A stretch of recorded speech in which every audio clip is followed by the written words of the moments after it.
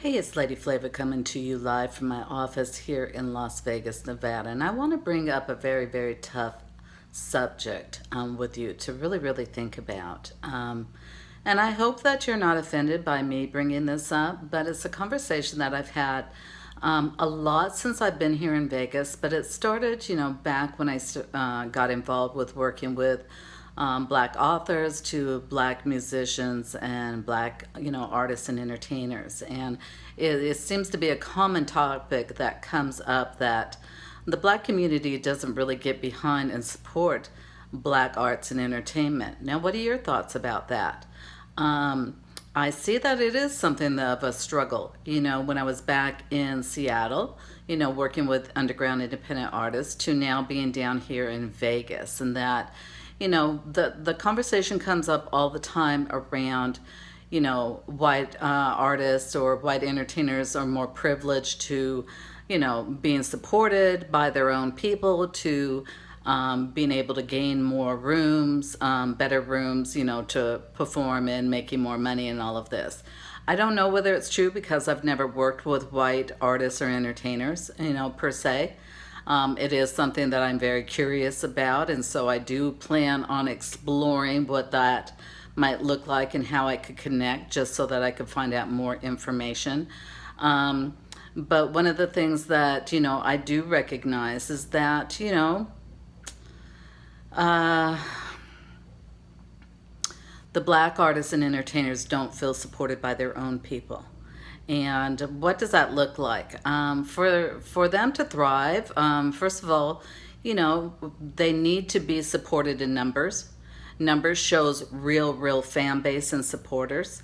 So the more people that come out to their shows, that's a good thing. On social media, real followers or people who are actually engaged and interacting back and forth with, the artists and entertainers. The other thing is paying, whether that means that you pay to get into a show, whether that means that you are buying drinks where they're performing or food where they're performing, because a lot of it is based off of the revenue that is pulled in during the time that those artists and entertainers are performing in a certain location or venue. And so if you want them to move forward, if you believe in them, really think about what is it that you're doing and contributing to their success. Beyonce and Stevie Wonder and all of that, it just didn't happen overnight for them.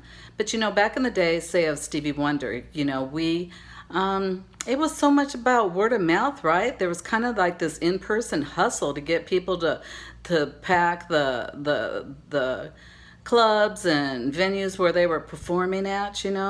It was all word of mouth, getting on the phone, talking to people face to face and filling those venues up. And the popularity grew from there. Now we're on social media, we're connected to so many people, but it feels like we're disconnected, right? Majority of the people that I'm connected to are black. All of the artists and entertainers that I work with are black.